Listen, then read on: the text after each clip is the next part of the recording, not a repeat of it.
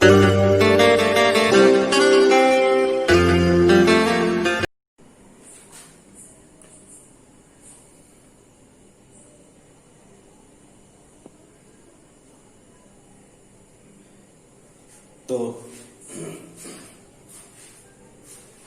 हाँ भाई, देखिए आज हमारा जो टॉपिक है वो है रदरफोर्ड एक्सपेरिमेंट। क्या रदरफोर्ड एक्सपेरिमेंट था? Rutherford's alpha scattering experiment. इन्होंने इस एक्सपेरिमेंट से जो एटॉमिक स्ट्रक्चर है उसको एक्सप्लेन करने की कोशिश की और किसी हद तक इन्होंने कर भी दिया था। ठीक है, तो कामयाब भी हुई उस चीज में ये हुए। अल्फा स्कैटरिंग एक्सपेरिमेंट से इन्होंने एटॉमिक स्ट्रक्चर के बारे में पता लगाया। एटॉमिक स्ट्रक्चर में इन्होंने न्यूक्लियस के बारे में पता लगाया। ठीक, न्यूक्लियस एटम में होता है, नाभिक परमाणु के अंदर होता है। ये रदरफोर्ड अल्फा प्रकीर्णन प्रयोग से सिद्ध हुआ।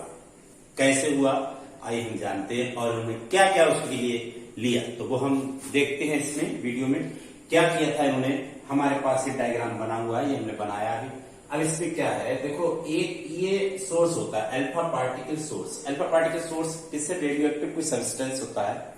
रेडियो एक्टिव सब्सटेंस का मतलब ऐसे सब्सटेंस जिनसे एक पेनिट्रेटिंग रेज इमिट होती हैं अपने आप से, उनको करने की जरूरत नहीं, तो उनको हम कहते हैं रेडियो एक्टिव सब्सटेंस। जिनसे रेडियो एक्टिव रेज निकले वो रेडियो एक्टिव सब्सटेंस होते हैं।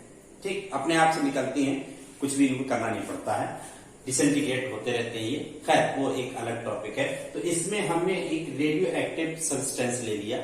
रेडियो एक्टिव सब्सटेंस को एक लेड बॉक्स के अंदर रख दिया और इसके बाद लेड स्लिट लगा दिया। लेड स्लिट सिस्टम क्या करता है कि जो अल्फा पार्टिकल्स आ रहे हैं उनको एक लाइन में ज्वाइन करता है, यानी कि इसका फाइन कह सकते हैं, ये फाइन बीम, इसको कह सकते हैं फाइन, ये बीम बनाती है इसलिए ये फाइन बीम आ गया, ये पड़ रहा है। और ये जाकर के किसे पड़ता है? एक गोल्ड फॉइल होता है, यानी सोने की पतली पन्नी। ठीक, इसके चारों तरफ उन्होंने लगा दिया है क्या चीज? जेडनेस स्क्रीन।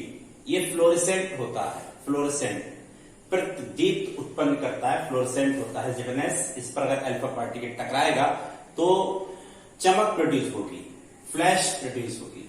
और इसके साइड से हमने लगा दिया है मूवेबल माइक्रोस्कोप जो मूव करता है। इससे क्या करते हैं? इससे स्टडी करते हैं कि फ्लैश कहाँ प्रोड्यूस हो रही है, किस जगह प्रोड्यूस हो रही है। ठीक, ये देखते हैं, बहुत ध्यान से इस चीज को देखा जाता है।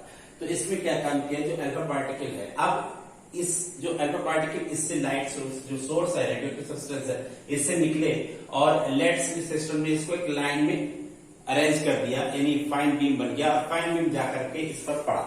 तो इसमें क्या देखा जा रहा है कि मोस्टली ज्यादातर अल्फा पार्टिकल्स इससे पार निकल गए और वो जाकर के सीधे इस पे पड़े, किस पे?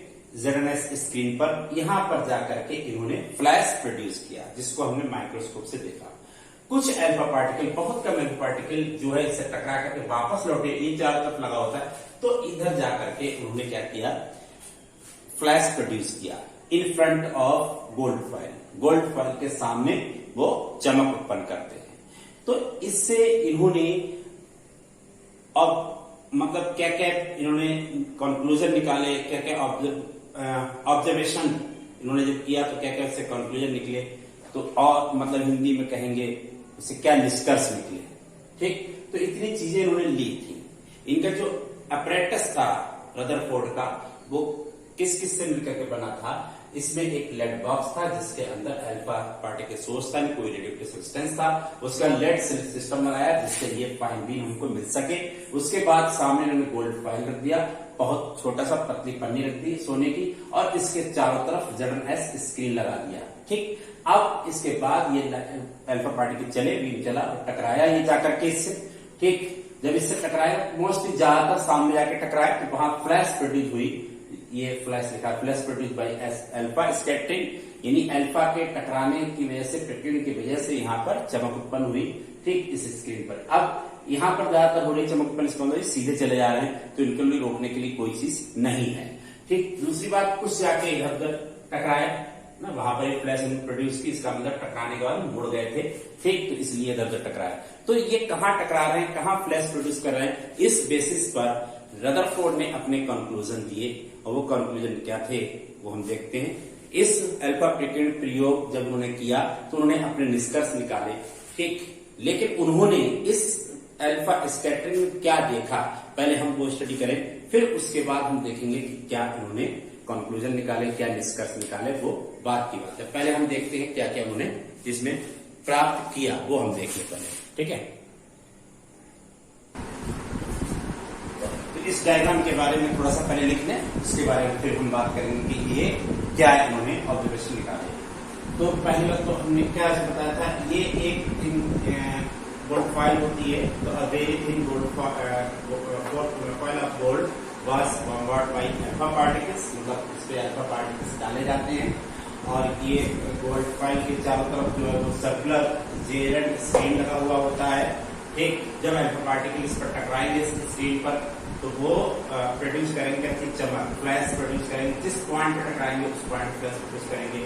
कुछ ऐसे होते हैं अल्फा पार्टिकल जो है वो पीछे चले आते हैं, पीछे चले आने के बाद इधर हमने कहा था क्या होता है, इसके सामने जो है वो फ्लैश प्रोड्यूस करेंगे। तो रदरफोर्ड ने जो है वो रदरफोर्ड ने कौन किया, इस अल्फा स्कैटरिंग के किधर टकरा रहे हैं, किस डायरेक्शन में, डिफरेंट डायरेक्शन को उन्होंने देखा, ठीक। तो इसमें ये इंग्लिश में लिखा हुआ है। अब हिंदी मीडियम क्या लिखेंगे, हिंदी मीडियम लिखेंगे कि रदरफोर्ड ने अपने प्रयोग में एक सोने की एक पत्ती ली, ठीक, और जिसके चारों तरफ जो है वो ZNS का स्क्रीन लगाया, पर्दा लगाया, ठीक, और इस पतली पन्नी पर अल्फा कणों की बौछार की, तो अल्फा कण इससे टकराए, कुछ अल्फा कण जो है इसकी पन्नी से होकर बाहर निकल गए, जिन्होंने पीछे जो है वो चमक उत्पन्न की, और कुछ अल्फा पार्टिकल से टकराए जो इधर उधर हो गए, जिस बिंदु पर वो टकराए वहां पर उन्होंने चमक उत्पन्न की, ठीक। तो ये अल्फा, रदरफोर्ड ने जो अल्फा प्रकीर्णन था वो विभिन्न दिशाओं में उसको उन्होंने देखा और निम्नलिखित निष्कर्ष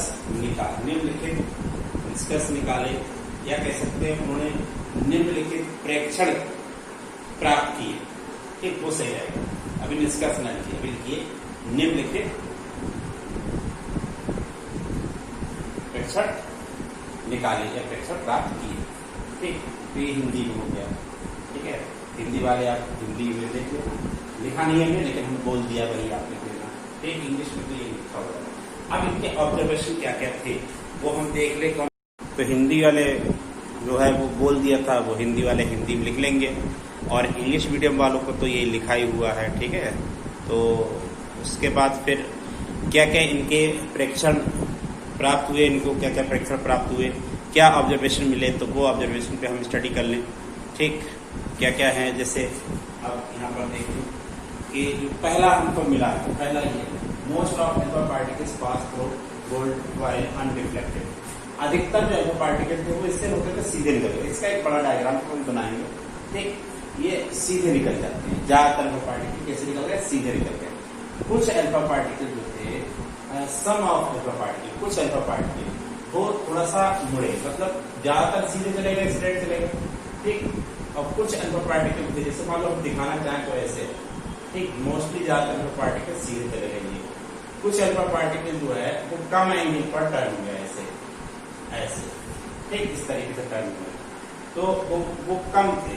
कुछ अल्फा पार्टिकल ऐसे थे जो हल्के टर्न हुए, कुछ अल्फा पार्टिकल थे वो बहुत कम अल्फा पार्टिकल थे जो मतलब एक बड़े एंगल पर मुड़ गए, ठीक, विक्षेपित हो गए, डिफ्लेक्ट हो गए। तो वही 3 पॉइंट लिखेंगे कि most of alpha particle passed through gold foil and deflected. Some of alpha particles got deflected through a small angle, and a few alpha particles got deflected through very large angles. ठीक, कुछ अधिकतर alpha particle क्या होते हैं, सीधे निकल जाते हैं, ठीक, जो पन्नी लगी पतली पन्नी सोने की उससे होकर के सीधे निकल जाते हैं।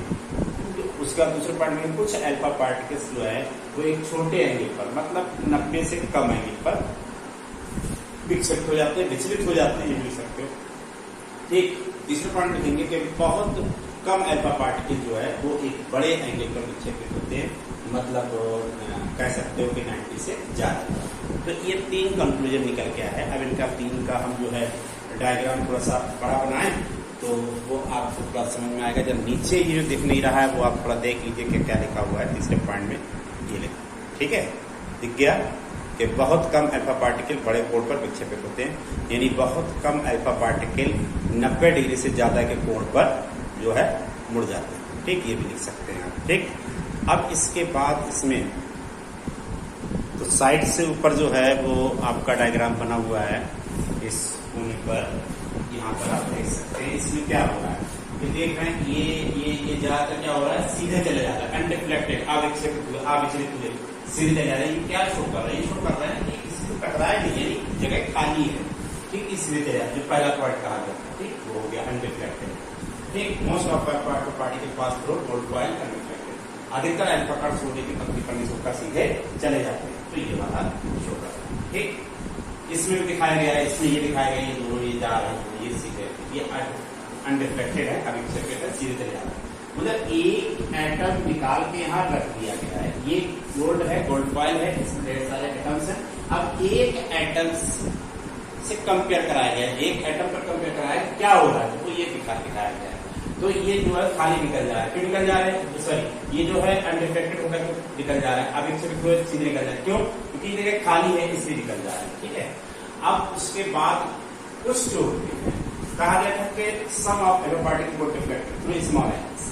तो ये जो है डिफ्लेक्टेड थ्रू स्मॉल एंगल्स की बात करें तो स्मॉल एंगल ये वाला ये दिखाया गया, ये स्मॉल एंगल पर टर्न हो रहा है, डिफ्लेक्टेड थ्रू स्मॉल एंगल। इधर कौन सा हो रहा है, ये मेन कोण पे नहीं, ये वाला है, इसका ये आया, इसको लिख सकते हैं इसमें जो नीचे लिखा हुआ है, small deflected through small angle, ये ठीक, ये लार्ज होगा तो लार्ज, ठीक, ये क्या होगा अधिक। ठीक, तो इसमें जो है बहुत कम क्या हो रहा है कि बहुत ही छोटे एंगल पर डिफ्लेक्ट हो रहा है, जैसे इसमें ये दिखाया गया जा रहा है। इसमें क्या हो रहा है, ये वाला जा रहा है, एक ये और एक इधर, तो ये ज्यादा नहीं हुआ, हल्का सा टर्न हुआ, ठीक, हल्के से डिफ्लेक्ट हुए। तीसरे में बहुत कम अल्फा पार्टिकल जो होते हैं वो रिटर्न आते, वापस आते, बहुत कम अल्फा पार्टिकल वापस आते।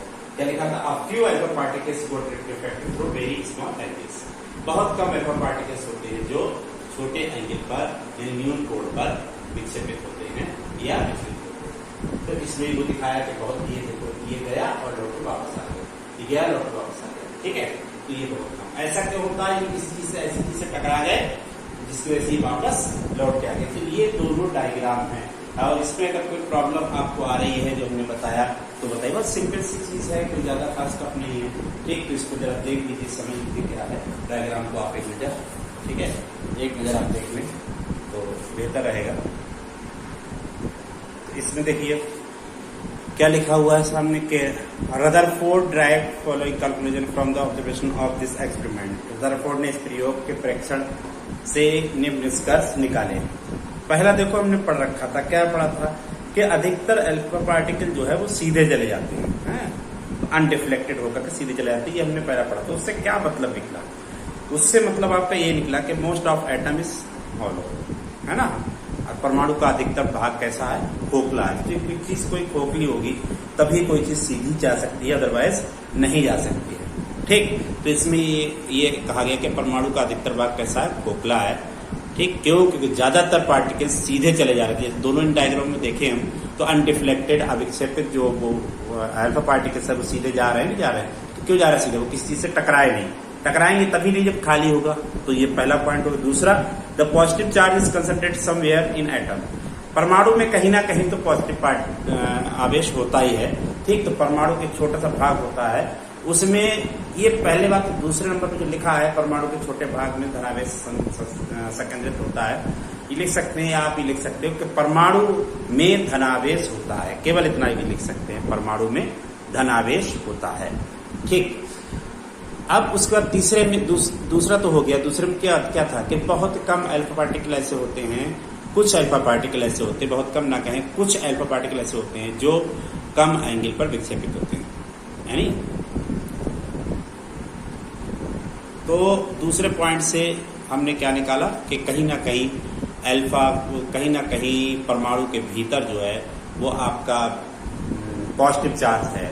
पॉजिटिव चार्ज है तो जैसे अल्फा कणों पे कैसा चार्ज होता है, तो आप कहोगे जो अल्फा कण आ रहे हैं इन पे पॉजिटिव चार्ज और इस पे पॉजिटिव चार्ज, तो ये इसको क्या करेगा, ये आएगा तो इसको रिपेल कर देगा, तो ऐसे मुड़, तो थोड़ा सा ही मुड़ जाएगा, तो पॉजिटिव ने पॉजिटिव को रिपेल कर दिया। इससे ये प्रूफ हो रहा है कि परमाणु के भीतर कहीं ना कहीं धनावेश होता है, ठीक, कहीं ना कहीं पॉजिटिव चार्ज होता है। वही दूसरा पॉइंट होता है क्या, positive charge is concentrate somewhere in atom, परमाणु में कहीं ना कहीं धनावेश जरूर है।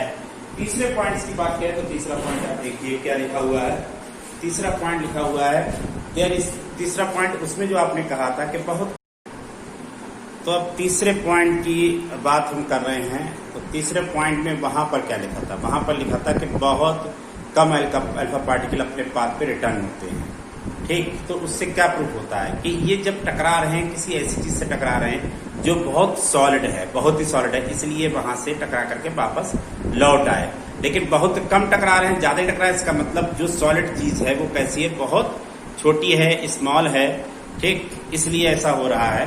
तो हम यहाँ पर भी वही चीज कर सकते, वही निकाल सकते हैं, वहां से क्या निकाल सकते हैं, ये निकाल सकते हैं कि जो भी चीज थी वो बहुत छोटी थी और बहुत सॉलिड थी। तो there is something very heavy in the atom, a very few particle were deflected back, therefore the space occupied by heavy part of atom must be very small। जो मतलब बहुत छोटा सा पार्ट है वो बहुत कैसा हैवी है, और ये भी कह सकते हैं कि उसमें लगभग पूरा एटम्स का मास कंसंट्रेट रहता है। तो बहुत कम अल्फा पार्टिकल अपने ही पथ पर वापस लौटते हैं क्योंकि परमाणु के भीतर छोटे से स्थान में संपूर्ण द्रव्यमान संकेंद्रित रहता है और ये बहुत ठोस होता है। जब इससे कोई चीज टकराएगी तो अपने पथ पे वापस लौट जाएगी। तो ये तीन कंक्लूजन उनके थे, ठीक, किसके, रदरफोर्ड के। तो इस तरीके से रदरफोर्ड की अल्फा स्कैटरिंग एक्सपेरिमेंट पूरा हुआ। अब आपकी हेडिंग जो आएगी वो होगी रदरफोर्ड एटॉमिक मॉडल, क्योंकि रदरफोर्ड एटॉमिक मॉडल आपका इसी एक्सपेरिमेंट पे बेस्ड है, ठीक।